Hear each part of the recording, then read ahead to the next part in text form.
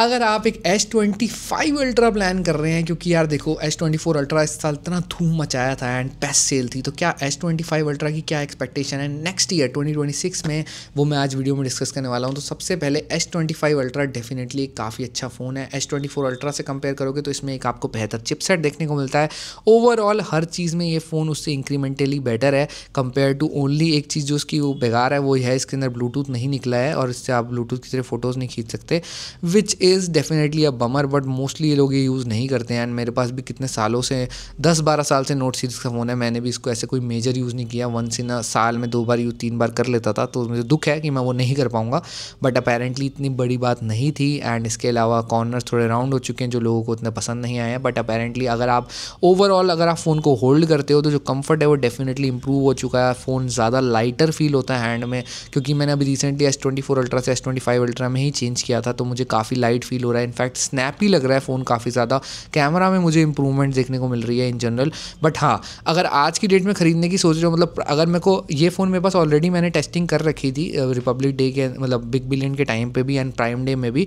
But उस time पे अगर मैं मेरे से आप क्वेश्चन पूछते कि आपको S24 अल्ट्रा लेना चाहिए S25 अल्ट्रा, तो मैं S24 अल्ट्रा ही बोलता और मैंने बोला भी था और काफ़ी लोगों ने लिया भी है मेरी रिकमेंडेशन से।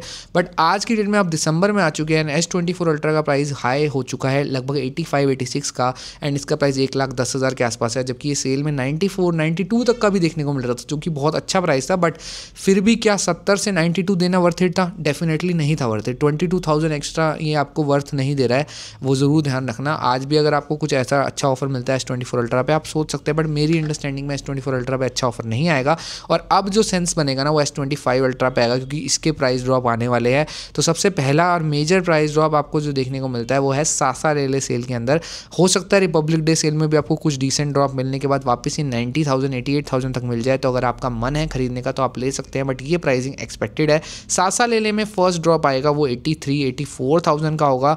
वो आएगी लगभग आपको 1 मई को सेल, जो कि एक डिसेंट सेल होगी एंड इसमें जो मैक्सिमम डिस्काउंट होता है वो यूजुअली SBI या फिर Amazon ICICI क्रेडिट कार्ड से ही होता है, तो आप अपने अकॉर्डिंगली प्लान कर सकते हैं। और ये सासा लेले सेल के अंदर आपको फर्स्ट ऐसा ड्रॉप मेजर देखने को मिलने वाला है।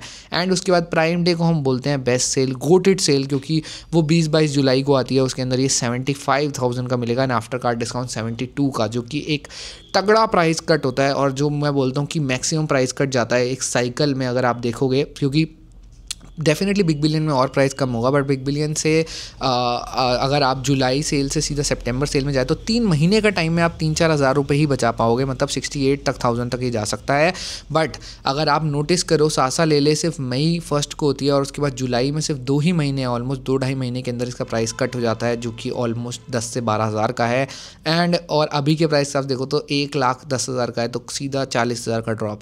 तो सबसे बढ़िया सेल मेरे हिसाब से, मेरे से आप पूछोगे तो मैं आपको हमेशा प्राइम डे सेल ही रिकमेंड करूंगा, not even Big Billion Day sale, क्योंकि इतना वेट करना वर्थ इट नहीं होता। 4,000 एक्स्ट्रा मिलेगा but wait is not worth it. And उस टाइम पे ना स्टॉक्स बहुत लिमिटेड हो जाते हैं, बहुत हल्ला गुल्ला हो जाता है और कुछ टाइम के लिए सेल आती है उसके बाद हट जाता है। उसके बाद ऊपर नीचे प्राइस फ्लक्चुएशंस की वजह से मैं आपको यही बोलूँगा कि चुपचाप आप प्राइम डे में खरीद सकते हो अगर आपका लेने का मन है, क्योंकि ये बहुत ही hell of a great phone है। एंड इनफैक्ट S25 अल्ट्रा को मैंने बहुत बार 17 Pro Max से भी कंपेयर किया है and to be very honest मेरा आईफोन के काफ़ी ज़्यादा ऑडियंस है जो पसंद करती है एंड मैं उनको डिसअपॉइंट नहीं करना चाहता। बट iOS 26 से बहुत स्टेबल है ये फ़ोन और बहुत ज़्यादा बेहतर One UI परफॉर्म कर रहा है आज की डेट में। मैं सिर्फ मेरे लिए मेन आईफोन रखने का रीज़न पता है क्या है, मैं 2-3 रीज़न बताता हूँ। इसका जो प्रोसेसर है ना वो काफ़ी पावरफुल हो जाता है, प्लस इसका मेरे लिए इकोसिस्टम बहुत इंपॉर्टेंट है क्योंकि सब कुछ मेरे पास एप्पल का हो जाता है।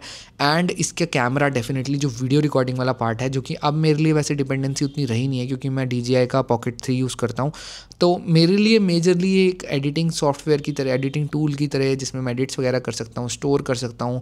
इसके अलावा मुझे इकोसिस्टम जो फास्ट पेस मिलता है, ये सब चीज़ों के लिए मेरे लिए आईफोन एक बहुत बेहतर फ़ोन है। एंड इसके अगर बाकी अदरवाइज़ चीज़ों के लिए S25 अल्ट्रा एक बहुत बढ़िया फ़ोन है। डेली यूज़ के इसके लिए कोई ऐसी प्रॉब्लम नहीं है। अगर आपको मेजर एडिटिंग वगैरह करनी होती है तो 8 Elite भी कहीं पीछे नहीं है, बट ये डेफिनेटली स्टैंड आउट करता है, नो डाउट। मैं झूठ नहीं बोलना चाहता आपको इस चीज़ में, बट हाँ, सॉफ्टवेयर एक्सपीरियंस देखें, स्टेबिलिटी देखें तो डेफिनेटली इस समय सैमसंग वे अहेड है कंपेयर टू एप्पल, क्योंकि iOS 26 के बाद लैग इशू, स्टटर इशू बहुत सारे चल रहे हैं। तो मेरी रिकमेंडेशन ये है कि आप ले सकते हो ये फ़ोन, क्योंकि रेट भी इसका ऑलमोस्ट आधे पे मिलेगा आपको। अगले साल 17 Pro Max भी नहीं मिलेगा अच्छे रेट पे, ये तो बहुत अच्छे पे मिलेगा, तो आप कंसिडर सोच सकते हो। बाकी सेल रेडी रहने के लिए आप टेक्निक इंडिया को सब्सक्राइब कर लो, आप कार्ड्स वगैरह अप्लाई करके रख लो। बाकी क्वेश्चन ऑर्डर कमेंट करके पूछ लो, तो अगली वीडियो में लेके आ जाएंगे। मिलते हैं नेक्स्ट वीडियो में, बाय बाय।